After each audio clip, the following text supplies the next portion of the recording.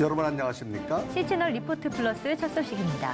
지난 4일 한국인 남편이 어린 자녀 앞에서 베트남 아내를 폭행한 영상이 SNS에 퍼져 국민들에게 큰 충격을 남긴 사건이 있었습니다. 네, 우리나라에 결혼으로 이주해온 여성들의 42%가 남편의 폭력을 경험했다는 응답을 해 이 사태의 심각성을 보여주고 있습니다. 조홍현 기자가 보도합니다. 최근 베트남 여성에 대한 한국인 남편의 폭행 영상으로 인해 다문화 가정의 불화 문제가 다시 사회에서 주목을 받고 있습니다.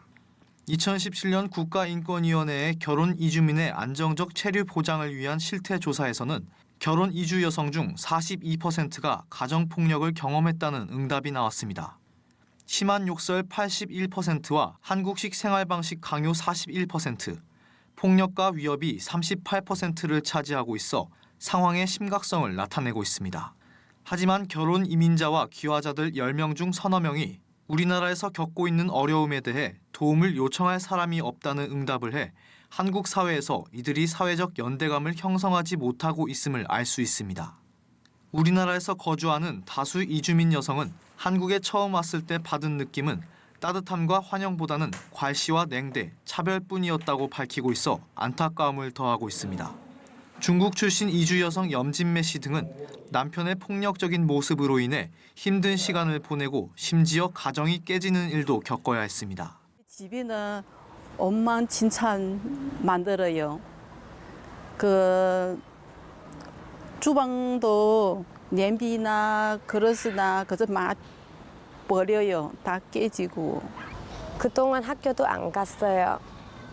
왜요? 엄마 아빠 그렇게 하니까. 근데 애도 그동안 학교 안 다니고 싶었어요. 아마 애가 상처 많이 받을 것 같아요. 남편도 폭행해요. 이들이 한국 생활을 하면서 겪는 문제로는 경제적 어려움 26%와 외로움 24%, 언어 문제가 22%로 나타났습니다. 더 나은 삶을 위해 결혼까지 하면서 이주해왔지만 한국에서도 여전히 빈곤의 문제를 해결하지 못하고 있어 결국 가정의 불화와 남편의 정신적, 신체적 위협이 뒤따르는 것으로 분석되고 있습니다. 이에 대해 교회의 안식처적인 역할이 강조되고 있습니다. 김종생 글로벌 디아코니아 센터 상임이사는 교회가 이방인과 나그네를 대접하라고 한 성경의 정신을 갖고 이주 여성들의 친구요, 보금자리가 돼줘야 한다고 말합니다. 이분들이 가진 여러 환경과 딱한 부분을 우리가 정말 그리스도의 사랑으로 품고 또 섬기는 그런 모습, 돌보고 나누는 그런 모습이 결국 우리들에게는 주어진 사랑의 나눔의 한 사명이자 또 이분들에게는 또 다른 그리스도를 접할 수 있는 좋은 기회잖아요. 해결하기 어려운 경제적 어려움과 남편과의 갈등, 폭력, 그리고 문화적 차이로 오는 외로움. 교회가 또 다른 이웃이 돼 사회적 적응을 돕는 공동체적인 역할을 해야 한다는 제언이 계속해서 이어지고 있습니다. C채널 뉴스 조홍현입니다. 대한예수교 장로회 통합 전 법리부서장들이 총회 질서 정립을 촉구하는 기자회견을 열었습니다. 총회 임원회는 총회 현안들을 헌법과 절차에 따라 처리해야 한다고 말했습니다. 김효정 기자가 보도합니다. 대한예수교장로회 통합교단에서 규칙부장과 헌법위원장, 재판국장 등을 역임한 법리부서장들.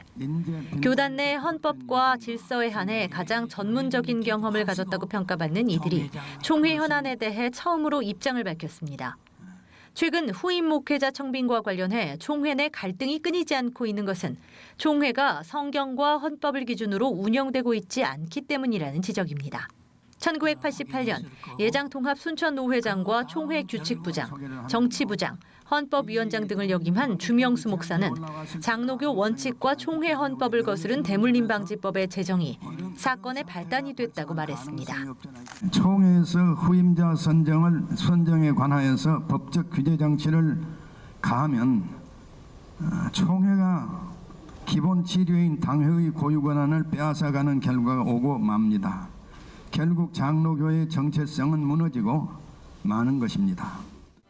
장로교는 개교회의 자치권을 존중하기 때문에 후임자 선정 문제는 기본 7위회인 당회와 교회의 고유 권한입니다. 이 같은 내용이 총회 헌법 정치에 분명히 존재함에도 지난 98회 총대들은 성경과 법의 원리를 거슬러 대물림방지법을 무리하게 제정했다고 지적했습니다. 사회 여론에 떠밀려 대물림방지법을 실제로 제정한 교단은 기독교대한감리회와 대한예수교장로회 통합교단 등 극소수에 불과했고 대다수 장로교단은 교회의 기본권이 침해될 수 있다며 법을 제정하지 않았습니다.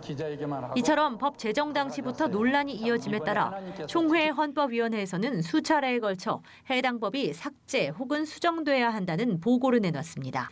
전 법리부서장들은 당시 총회장이었던 최기양 목사의 불법 행위가 갈등을 확산시켰다고 규탄했습니다. 97차 총회록에 의하면 총회 헌법위원회에 질의한 답변서 요청건에 대하여는 총회 임원회는 헌법위원회에서 해석한 유권 해석에 대하여 심의 요청은 할 수 있으나 임원회에서 유권 해석을 임의로 보류하거나 지연시킬 수는 없다로 되어 있습니다.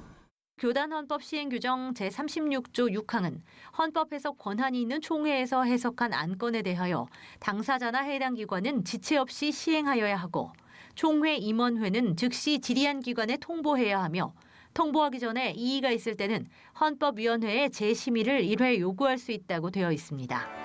하지만 최기학 총회장은 수차례 거부했고 이를 103회기까지 지연하거나 보류시키는 불법을 저질렀습니다. 103회기 총회가 모든 불법이 동원된 백화점 같았다는 지적도 나왔습니다.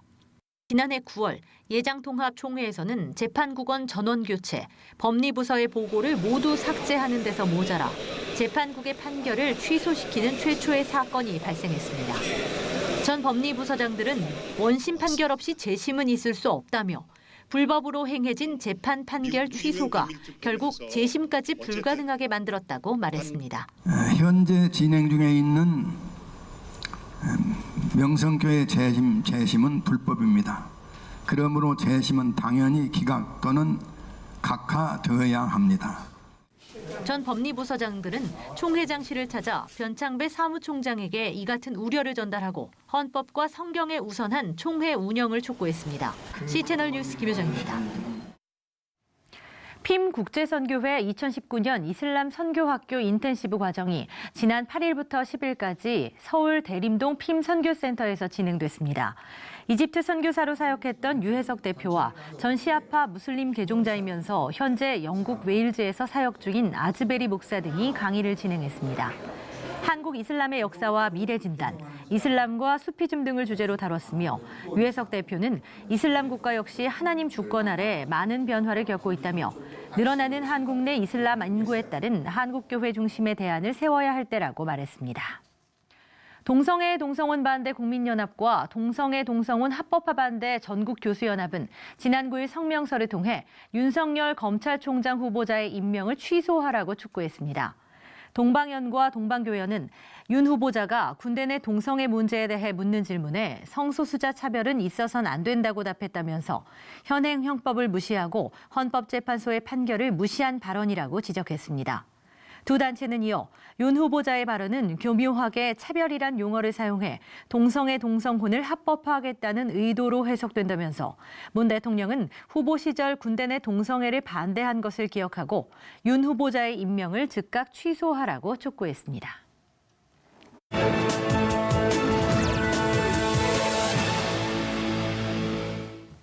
IAEA가 이란의 우라늄 농축 사실을 확인하면서 다시금 세계가 중동 문제에 주목하고 있습니다. 네, 관련 내용 공다니엘 박사 전화 연결해서 알아보겠습니다. 박사님, 네, IAEA에서 우라늄 농축 사실을 확인했다는 거는 이 다른 말로 하면 이란이 핵 합의 협정을 깼다고 봐야 하는 거 아닙니까? 네, 그렇습니다. 국제 원자력 기구는 이란이 핵 합의 한계를 어겼다고 본 것인데요. 이번 주 이란은 우라늄 농축도를 20%까지 높이겠다고 위협을 했는데요. 사실 20%는 이란이 핵 합의를 세계 강국과 합의하기 전의 수치라고 보겠습니다. IAEA는 7월 8일 이란은 3.67%보다 더 높게 우라늄 농축을 했다고 했는데요.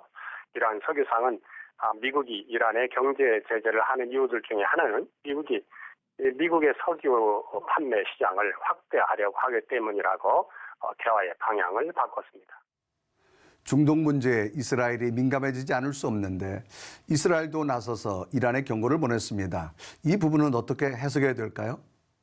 네, 사실 이스라엘과 이란 간의 문제는 오랫동안 서로 불편한 관계가 계속됐는데요. 그 첫 번째는 잘 아시는 대로 레바논 남부의 히즈볼라가 이스라엘과 대치하면서 그 히즈볼라는 바로 이란이 80년대에 레바논에 보냈던 전사들이라고 보겠습니다.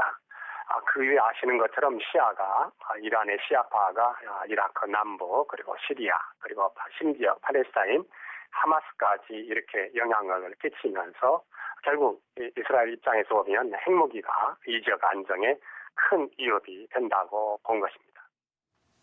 네, 영국과 프랑스를 비롯한 유럽 국가들도 일제히 현재 상황에 대해 우려를 표시했는데요.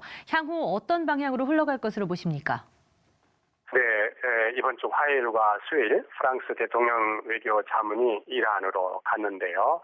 이란 당사자들과 만나서 핵 파일에 대한 긴장의 수위를 낮추는 것을 모색하겠다고 했고요. 오늘 아침 아랍 뉴스를 보니까 유럽 국가들이 이란에 대해서 핵 합의를 파기하는 것을 원치 않는다 이렇게 말하고 있는데 유럽의 외교 소식통들은 프랑스 대통령이 이란과의 대화 그리고 미국과의 대화를 통해서 중재적 역할을 선도하고 있다고 말하면서 결국 군사적 대결을 지향하고 평화를 모색하는 것이 좋겠다고 보는 것 같습니다. 네, 오랜 갈등이 지속되고 있는 미국과 이란 그리고 중동 문제, 부디 이런 상황들이 정치적으로 이용되지 않도록 인류의 평화를 위한 최선의 조치들이 취해져야겠습니다. 네, 공다니엘 박사와 이야기 나눠봤습니다. 네, 이란 이야기를 조금 더 해보겠습니다. 이란에서 이 기독교를 이야기한다는 건 목숨과 바꾸는 일이 될 텐데요. 하지만 바로 이곳에서도 오랜 전통같이 함께해온 이슬람교를 버리고 복음을 받아들이며 거듭나는 믿음의 그루터기들이 있습니다. 십수년 전 복음을 받아들였지만 세례를 받을 수 없어 기다려온 사람들이 제3세계로 나와 비밀리에 세례를 받고 돌아갔습니다. 이란에서 전해온 소식입니다. On a recent Friday, 600 miles east of Tehran, not too far from the Afghanistan-Turkmenistan border, 20 Iranians prepared for a secret journey out of their country. For their safety, we've concealed their identities and changed their names. I've been waiting for this moment for nearly 9 years. The mission took months to prepare. It was fraught with danger. This was my wish before I die. Afarin helped arrange their travel. The moment the Iranian government discovers someone has changed their religion, they will try everything to stop the person from sharing their new faith with others. Most of these new Christians paid a price for abandoning Islam. The government scares Christians, imprisons them, fires them from their jobs, kicks them out of school, and many other tactics, all in an effort to stop them from evangelizing. Afarin knew what they were about to experience could land them in trouble. CBN News met them shortly after they left Iran. Due to the sensitive nature of this report, CBN News has agreed not to reveal our location nor the names of the individuals associated with the story. And this is why they left Iran for a few days. For the first time, all 20 followed Christ in baptism.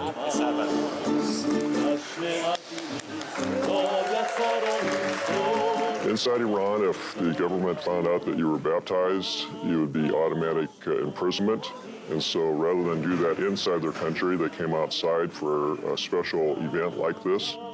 One by one, the young and old got dunked. Men, women, and children, all of whom renounced Muhammad and professed their faith in Jesus Christ, in a swimming pool rented for the occasion. 53-year-old Faribors waited 10 years for this moment. I accepted Christ when I was 43 years old. There was no way for me to get baptized in Iran because of the dangers we face. Today, my faith is complete. 16-year-old Sarah accepted Christ 4 years ago. I became a Christian after seeing Jesus in a dream. As I was getting baptized this morning, I felt the Holy Spirit come upon me in a new way. Entire families got baptized. It feels very good. I'm very happy. My whole family is happy.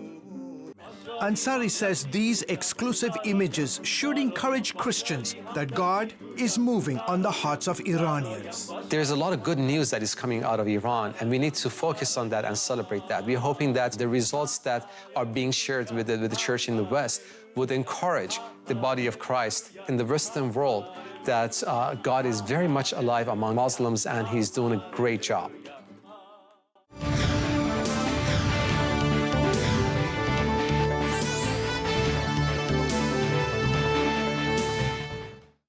각 학교의 방학이 시작되면서 가정마다 여름 휴가 계획을 세우는 분들도 많으실 겁니다. 네, 이미 결정하신 분들도 있고 또 아직 계획을 세우지 못한 분들도 계실 텐데요. 그렇다면 국내 기독교 성지로의 여행은 어떠실까요? 오늘 이 취재 기자와 함께 안내해 드리겠습니다. 변현준 기자 나왔습니다. 안녕하세요. 네, 안녕하십니까? 자, 변 기자 이번에 시간 내 가지고 좀 기독교 성지들을 직접 방문하고 찾아가 봤다고요? 예, 올해는 6.25 69주년을 맞이하는 해입니다. 이를 기념해서 6.25 당시 순교했던 순교자들의 사연이 담긴 성지들을 찾아가 봤는데요. 신앙을 지키기 위해 목숨을 포기한 순교자들의 신앙을 보면서 많은 것들을 깨닫고 왔습니다. 네, 순교라는 단어 이 말만 들어도 좀 숙연해지는데 오늘 굉장히 또 의미 있고 은혜로운 시간이 될 것 같아 기대가 됩니다. 어떤 장소들을 다녀오셨나요? 예, 국내에는 많은 순교지가 있습니다. 그중에서도 전라남도 지역은 다른 지역에 비해서 6.25 당시 순교자들이 많은 편입니다. 네. 그 신앙이 미랄로 심겨져서 기독교인의 비율도 타 지역에 비해서 가장 높은 지역에 속한다고 볼 수 있고요. 네. 그래서 전라남도 지역의 대표적 순교지 4곳을 다녀왔습니다. 자, 그것이 어떤 곳이죠? 구체적으로 좀 소개 부탁드릴까요? 예, 먼저 전남 영광군에 위치한 순교지들을 소개해 드리려고 합니다. 네. 영광군은 종교의 성지로 아주 유명한 곳인데요. 6.25 당시 무려 194명의 기독교인들이 순교를 했습니다. 네. 호남 지역의 신앙적 아버지로 불리는 유진벨 선교사가 영광군에 여러 교회를 개척을 했는데 그중 염산교회와 야월교회가 순교지로 굉장히 유명합니다. 네. 염산교회는 단일교회 기준으로 국내에서 가장 많은 성도가 순교한 교회입니다. 77명의 교인이 믿음을 지키다 순교를 했는데요. 북한군들은 염산교회 성도들의 목에 무거운 돌을 매단 채 설도 앞바다에 수정시켰습니다. 네. 염산교회 입구에는 성도들의 목에 걸렸던 돌덩이를 재현해 놨는데 그 돌을 보고 숙연한 마음을 가졌던 기억이 납니다. 또 염산교회는 한국 기독교 순교사적지 1호로 선정되기도 했습니다. 네, 굉장히 또 가슴 아프고도 이제 뭉클해지게 만드는 그런 이야기들을 담고 있는 교회네요. 염산교회 먼저 좀 소개를 주셨어요. 같이 언급해 주신 야월교회도 굉장히 궁금해지는데 소개를 부탁드릴게요. 네, 염산교회가 가장 많은 성도가 순교한 교회라면 야월교회는 국내에서 유일하게 전 성도가 순교한 교회입니다. 네. 6.25 당시 영광군으로 진입한 국군을 축하하기 위해 기념대회를 열었다가 북한군들에게 보복당하게 됩니다. 네. 2달에 걸쳐 전 성도 65명이 순교하게 되는데 순교 당시에 그 야월교회 교인은 아니라서 순교를 피하셨지만 지금은 원로 장로로 야월교회를 섬기시는 최종환 씨를 만나서 그 당시 이야기를 들어봤습니다. 근데 야월교회 성도님들이 많지도 않았어요. 우리 성도님들이 65명이 열심히 믿음 생활하고 이 지역에서 아주 훌륭한 일만 하신 분들이에요. 그런데 뜻밖의 한국 전쟁 유교가 터지자 죄 없는 우리 야월교회 65명 성도님들이 참 전쟁을 통해서 무자비하게 온 가족들이 다 구덩이에 끌려가 가지고 죽창으로 찔려 안타깝게 다 순교를 당한 이 순교지입니다. 한국 기독교 역사적으로나 2000년 기독교 역사적으로 찾아볼 수 없는 전교인 순교지가 바로 우리 야월교회 순교 성지예요. 참 안타깝고 기가 막히죠. 그래도 가시면서도 순교하시면서도 너희들도 예수 믿고 천당에 온나? 그래가지고 그렇게 안타깝게 다 순교를 당하셨어요. 네, 야월교회 성도들이 순교를 피할 수 있는데도 불구하고 그 십자가의 길을 걸어가신 분들이군요. 굉장히 또 막막해지게 만드는데 다른 것들도 좀 소개를 해주신다고요? 예, 방금 소개해드린 두 곳의 순교지가 있는 영광군에서 서해안 고속도로를 타고 가다 보면 신안군으로 갈 수 있습니다. 네. 신안군에서 증도대교를 건너면 증도에 진입하게 되는데 이곳에서 문준경 전도사의 생애를 둘러볼 수 있습니다. 자, 최초의 어떤 그 여성 순교하신 분을 말씀하는 건가요? 예, 맞습니다. 섬선교의 어머니라고 불리는 문준경 전도사의 사역으로 증도는 아직도 주민 대부분이 기독교인입니다. 네. 증도에서만 목회자 160여 명이 배출이 됐고요. 문준경 전도사는 1년에 고무신을 9켤레나 갈아 신을 정도로 많은 곳을 다녔다고 하니 네. 선교를 위해 얼마나 힘쓰셨는지 엿볼 수 있을 것 같고요. 문준경 전도사는 제자가 북한군들에게 붙잡혔다는 이야기를 듣고 대신해서 순교하게 됩니다. 네. 이때 문 전도사의 죄명이 새끼를 많이 깐 시암탉이었다고 하는데 그녀가 얼마나 많은 이들에게 복음을 전했는지 알 수 있는 대목입니다. 네. 증도에는 문준경 전도사 기념관이 있는데요. 관장인 김원곤 목사를 만나 문 전도사에 관한 이야기를 제가 들어봤습니다. 네. 보시죠. 한국 교회에 많은 순교자가 있고 전 세계 교회에 많은 순교자가 있지만 문전삼의 특징은 그 열매가 전 세계로 가장 많은 분 중에 한 분이라는 것입니다. 그래서 문전삼을 통해서 예수 믿고 헌신한 목회자가 이 신안군에서만 1,400~1,500명이 나왔어요. 목회자와 장로님이. 왜 이렇게 열매가 많을까? 모든 순교자의 죽음이 숭고하지만 특별히 숭고한 죽음이었어요. 제자, 교인들이 또 이렇게 붙잡혀서 죽게 됐다는 얘기를 듣고 망설이지 않고 들어와서 백정희 전사님을 구출하고 대신 죽은 겁니다. 자원한 순교, 대신한 순교. 네, 자원한 순교, 이 대신한 순교라는 말이 굉장히 또 특별하게 들려오는데요. 정말 수없이 복음의 열매를 만드시고 정말 하나님 곁으로 돌아가신 우리 문준경 선교사님 함께 좀 이 여러 가지 궤적들을 함께 볼 필요가 좀 있는 것 같아요. 또 소개해 주실 분이 좀 있으시다고 하는데 여수 지역도 기독교 성지로 또 빼놓을 수 없는 지역이죠. 예, 기독교계 순교자 하면 빠지지 않고 등장하는 인물이 바로 사랑의 원자탄으로 불렸던 손양원 목사입니다. 네. 손양원 목사의 생애는 조금 떨어진 여수로 가면 둘러볼 수 있습니다. 손양원 목사는 여순항쟁 당시 자신의 두 아들을 죽인 원수를 양자로 삼아서 사랑을 몸소 실천한 것으로 유명합니다. 또한 평생을 모든 사람들이 피하는 나병 환자들과 함께하면서 6.25 당시에도 일단 그 몸을 피하고 보자는 교회 성도들의 요청에도 교회를 떠나지 않았습니다. 네. 이유는 돌보던 나병 환자들을 두고 떠날 수 없었다는 것인데요. 계속되는 성도들의 간청에 피난 가는 배까지 탑승하기도 했지만 네. 배가 출발하자 이내 다시 바다로 뛰어들었습니다. 그리고 교회로 돌아와 환우들의 곁을 지키다 순교하셨습니다. 네. 자, 정말 우리 기독교 이런 역사 속에는 이런 훌륭한 분들, 정말 이분들의 신앙은 우리가 가늠조차도 좀 하기 어려울 정도가 되어졌는데 아마 이 지역에서 이런 분들의 신앙을 잘 계승하는 움직임들이 많이 있는 것 같습니다. 예, 말씀드린 네 곳의 순교지 모두 순교자들의 신앙을 잊지 않고 되새기고자 기념관을 운영하고 있습니다. 염산교회 기념관을 가보시면 염산교회의 창립과 그리고 순교사, 교회 역사를 둘러볼 수 있습니다. 영상실도 마련돼 있어서 염산교회의 순교 관련 영상도 관람이 가능하고요. 네. 마당에는 순교하신 분들의 유해를 안장한 합장 묘역도 조성돼 있는데 네. 둘러보다 보면 자연스레 자신의 신앙생활을 반성하게 됩니다. 네. 그리고 야월교회 기념관 같은 경우 영광 지역뿐만 아니라 타 지역에서 순교하신 순교자분들의 사진과 선교 초기 역사가 담긴 자료도 확인해 볼 수 있습니다. 네. 기념관 1층에는 역사 전시실이 마련돼 있고요. 기도하는 손을 또 조각 작품으로 세워놓기도 했습니다.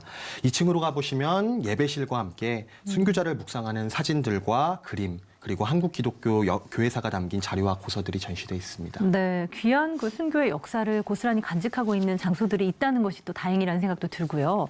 이 손양원 목사님과 문준경 전도사님의 그러한 생애를 좀 볼 수 있는 기념관도 마련이 돼 있습니까? 어떻습니까? 예, 문준경 전도사 기념관은 정말 해마다 수만여 명의 기독교인들이 다녀가는 성지로 유명합니다. 네. 그래서인지 기념관 옆에는 생활관도 마련돼 있어서 숙박도 가능하고요. 기념관 내부에는 문준경 전도사의 생애와 사역으로 맺어진 열매들 다 확인이 가능합니다. 네. 또 여수에 위치한 손양원 목사 기념관은 총 4개의 전시관으로 구성돼 있습니다.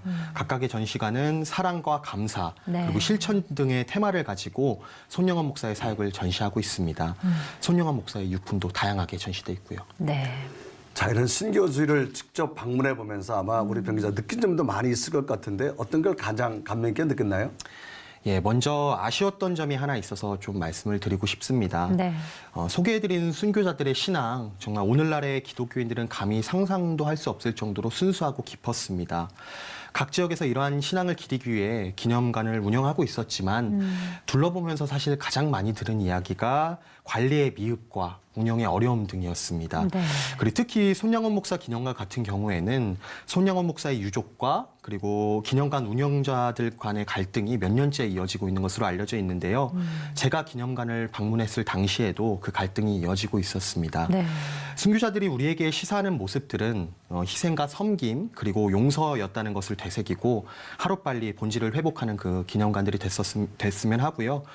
저희 이제 휴가철 다가왔습니다. 해마다 오는 휴가철에 휴양 다니는 것도 정말 좋지만 6.25 69주년을 맞이한 올해 순교지들을 한번 찾아가 보시면서 자신의 신앙을 되새겨보는 시간을 가지면 또 좋지 않을까 하는 생각이 듭니다. 네. 네, 직접 취재하면서 미흡한 점 참 많이 있었는데 아마 가장 좋은 거는 이제 많은 크리스찬들이나 또 한국 국민들은 순교의 정신을 가지고 그것을 많이 방문해 줬으면 아마 그런 기대가 되지 않을까 생각되어집니다.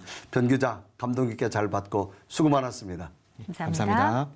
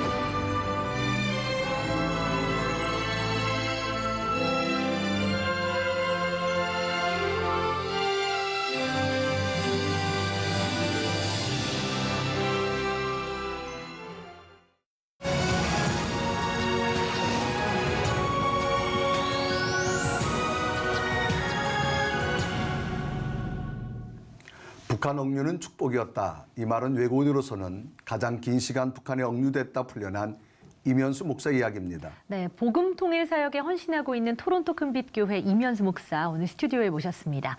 목사님 안녕하세요. 네, 안녕하십니까. 네, 오랜만에 뵙는 것 같습니다. 네. 이번에 또 간증집을 출간하셨다고요? 네, 어제 저녁에 그 출판 감사 예배 드렸습니다. 네, 어떠한 내용을 좀 담았나요? 내용은 제가 이제 한 1,400페이지 정도를 북한 안에서 있었던 일들을 쓰고 일기를 다 적었는데 100% 다 뺏기고 나왔습니다. 그래서 그거를 기억을 다시 해가지고 북한 안에서 있었던 일들 또 그동안 했던 사역들에 대해서 적은 내용입니다.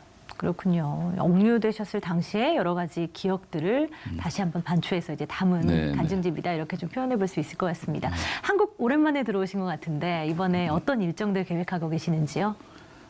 이번에는 내일 모레부터 있는 바울 선교의 선교사 대회가 있습니다. 사흘 동안.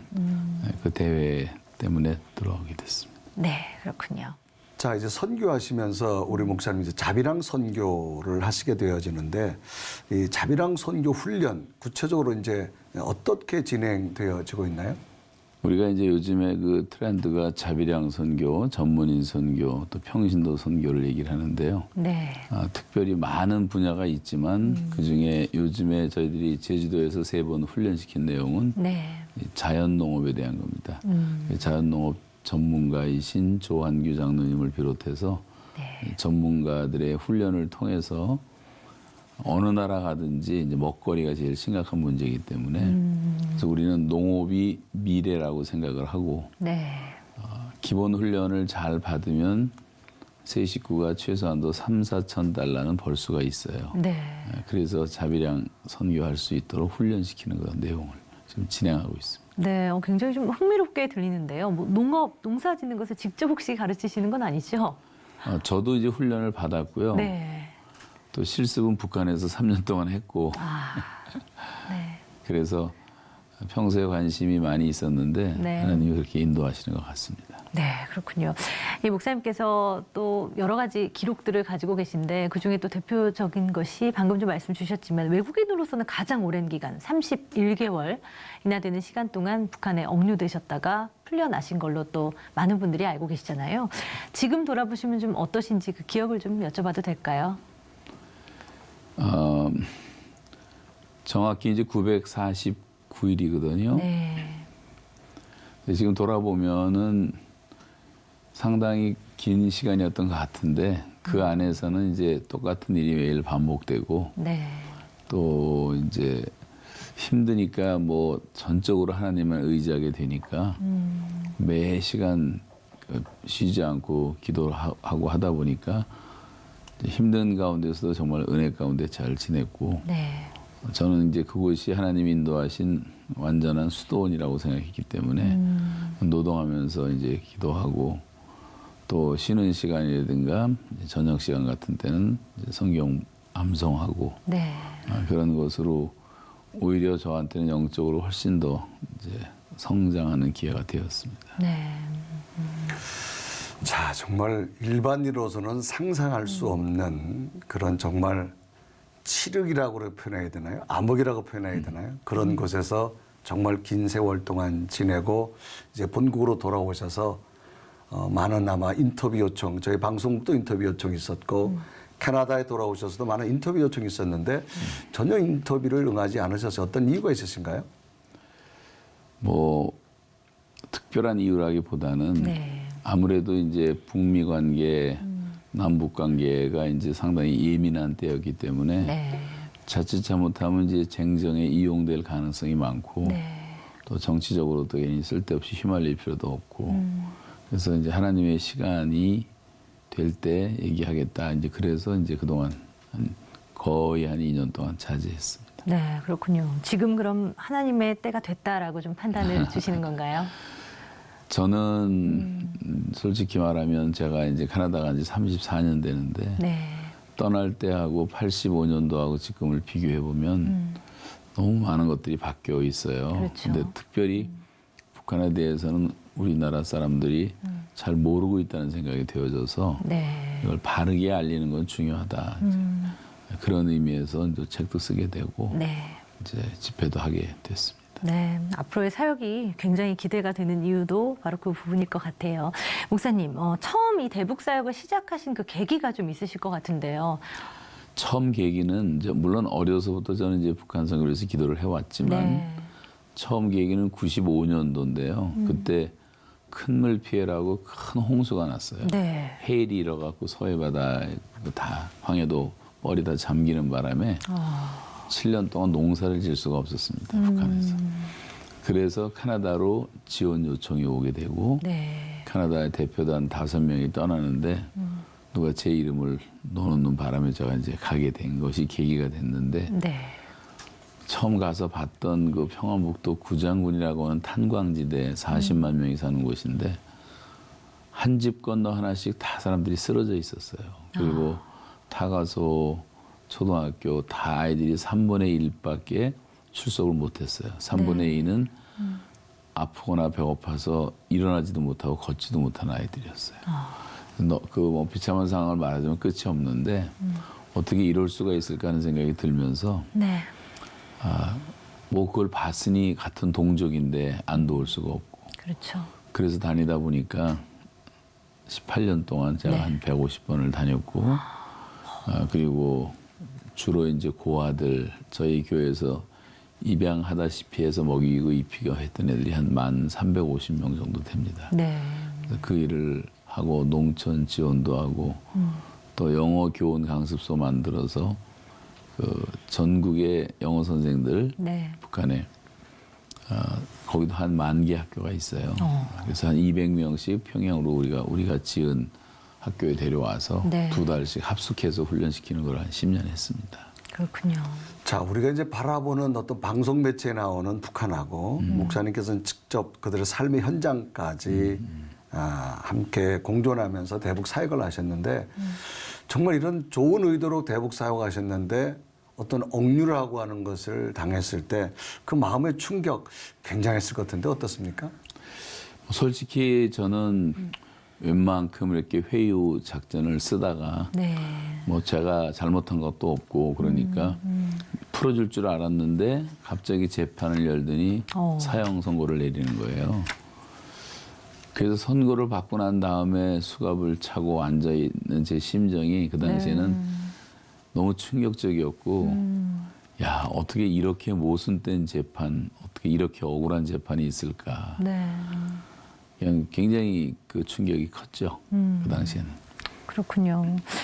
이 목사님은 북한의 이 두 얼굴을 다 마주하셨다고 표현을 해도 과언이 아닐 것 같습니다. 지금 우리 정부, 이제 뭐 북한 정부 둘러싸고 굉장히 많은 현안들이 있어요. 남북 정상회담. 국민들은 과연 어떻게 바라봐야 할까라고 좀 조언을 해주실 수 있으실까요? 이제 우리나라가 이제 하도 저는 그 이념이라는 게 정신적인 사람들의 어떤 우상이라고 생각하는데 그게 이제 좌우로 나눠져 있으니까 누가 무슨 말을 하든지 오해를 받을 수밖에 없어요.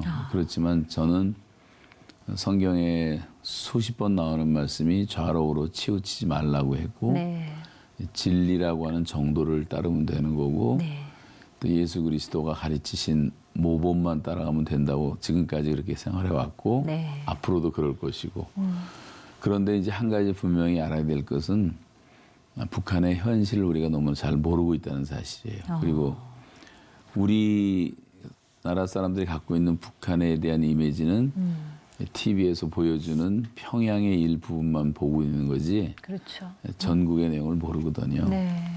우리 탈북하신 동포들도 평양 안 갔다 온 사람들이 훨씬 더 많습니다. 통행의 자유가 없기 때문에 그러니까 자기가 주거했던 그 지역밖에 모르는 거죠. 통행증 없이 다닐 수가 없으니까. 저는 207개 군으로 돼 있어요. 북한이. 근데 거의 군 단위로 다 다녀봤기 때문에 북한의 현실을 지금도 머릿속에 뭐 대략 다 그릴 수가 있는데 일반적으로 볼 때는 거의 대다수가 비참하게 삽니다. 그런데 그건 다 가려져 있는 거죠. 그렇죠. 평양의 높은 빌딩만 몇 개 보여주고 있는 거고. 맞습니다. 그런 면에서 우리가 이제 북한의 현실을 똑바로 알아야 되고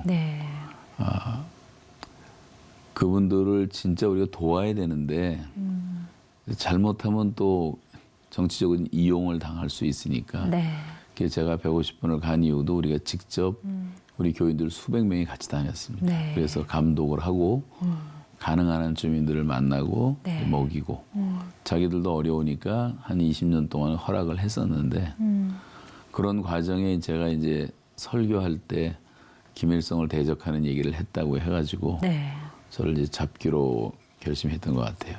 아무리 좋은 일을 많이 해도 그 나라에서는 김일성을 대적하면 용서가 없습니다. 그래서 사형 선고를 내렸던 거예요. 그렇군요. 그런 어떤 치욕적인 것, 절망적인 삶을 이제 목사님이 겪고 나오셨는데 다시 또 북한에 선교하고 싶다. 이건 누가 보아도 참 아닐 것 같은데 근데 놀라운 사실은 목사님은 그 복역 중에 그 오랜 시간 속에 하나님의 뜻을 아직 찾았다고 말씀하는 게 좀 의아합니다. 제가 변함없이 생각되는 건요. 북한에 거의 뭐 정권을 잡고 있는 한 2,000명도 안 되는 극히 소수의 사람들 빼놓고는 다 우리가 사랑하고 섬겨줘야 될 우리의 형제들이고 골육들이기 때문에 그 마음은 이제 변함이 없거든요. 그런데 저는 18년 동안 항상 주는 자로만 살았지 북한 주민들이 받는 고난은 잘 몰랐어요. 근데 제가 노동 교화를 받고 노동을 하다 보니까 북한 주민들이 이렇게 사는구나. 그리고 진짜 노동 교화소 북한 사람들만 있는 곳에 들어가면 거의 대다수가 죽어서 나올 정도로 1, 2년을 견디질 못합니다. 그러니까 이제 그것을 몸으로 체험하니까 기도하는 것도 북한 땅에서 기도를 하니까 그분들을 정말로 이해하면서 기도하게 이제 됐고요. 네. 그리고 이 통일이라는 것이 사람의 힘으로는 안 되겠구나. 이건 절대로 불가능한 것이고 또 지금 통일이 돼서도 안 되는 이유는 지금 통일이 우리가 준비가 안 돼 있기 때문에 남한도 두 쪽으로 갈라져 있고 교회도 또 분열이 있고 네. 이 통일에 대한 관이 다 다르기 때문에 또 거기다가 통일되면 제일 먼저 들어갈 준비를 하고 있는 사람들은 수만 명의 사기꾼들이 준비하고 있습니다. 그게 연변식으로 되는 거예요. 연변에 90년도에 열렸을 때 제가 97년도에 연변에 갔을 때 사기 맞아갖고 신문에 신고한 가정만 32,000 가정이었습니다. 네. 조선족들이. 수십만 명이 그런 사기를 맞고 고통을 당하고 지금도 여기 몇십만 명이 가서 일을 하고 있지만 그 관계가 많이 안 좋고 돈 벌기 위해서 할 수 없이 와 있지만 그래서 연변에 가면 뭐 술집, 노래방, 식당 뭐 이런 거 외에는 생긴 게 없을 정도로 다 타락을 시켜놨어요. 더 지저분한 얘기는 여기서 하고 싶지 않지만 이 통일이 되면 북한 사람들은 훨씬 더 순수하기 때문에 다 속을 가능성이 많고 그렇군요. 금방 부패할 수밖에 없습니다. 그 사람들이 뭐 신앙이 있는 것도 아니고 네. 도덕 윤리 훈련을 제대로 받은 사람도 아니고 다 무신론자들이기 때문에 네. 지금은 교회가 정신 차리고 정말 교회가 거룩성을 회복하고 하나님께서 우리를 사용할 수 있도록 준비한 다음에 문이 열려야 된다고 생각을 하고 있습니다. 그렇군요.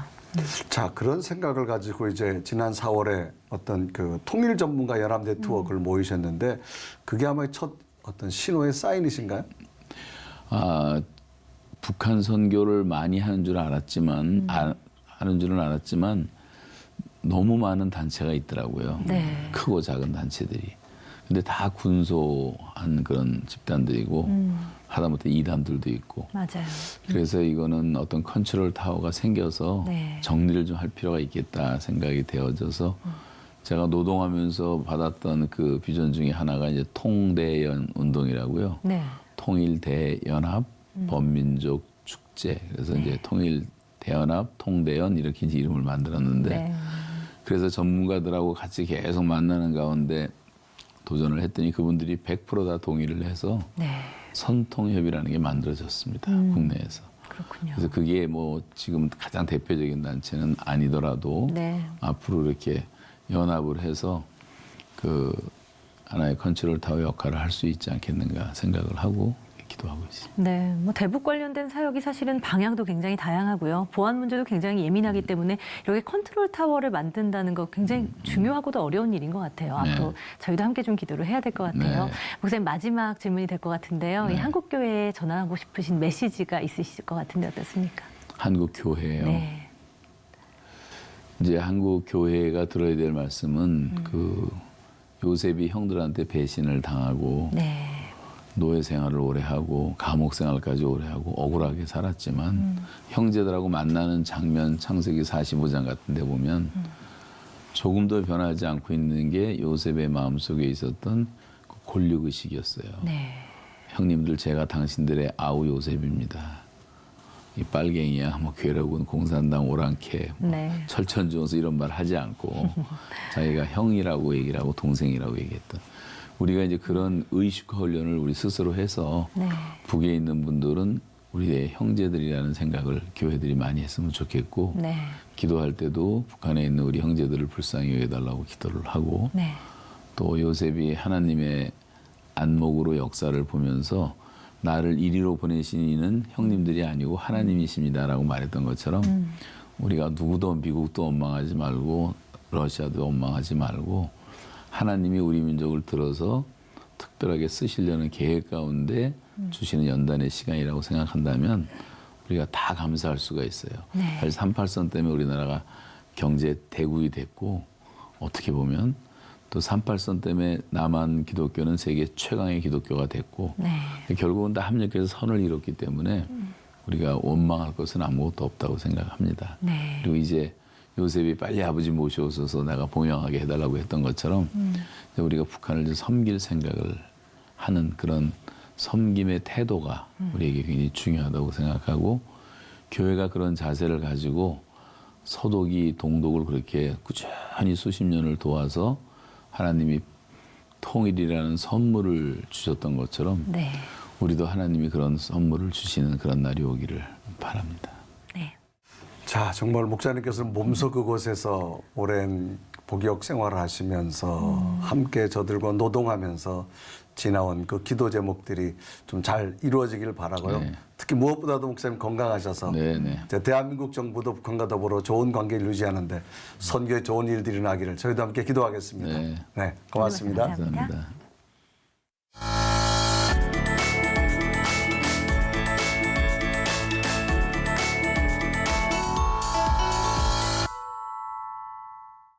가수 유승준 씨에 대한 우리 정부의 비자 발급 거부가 위법이라는 대법원 판결이 나왔습니다. 네, 판결 이후 반발 여론도 만만치 않은데요. 병역 거부, 나아가 대체복무제에 대한 논란도 재점화되고 있습니다.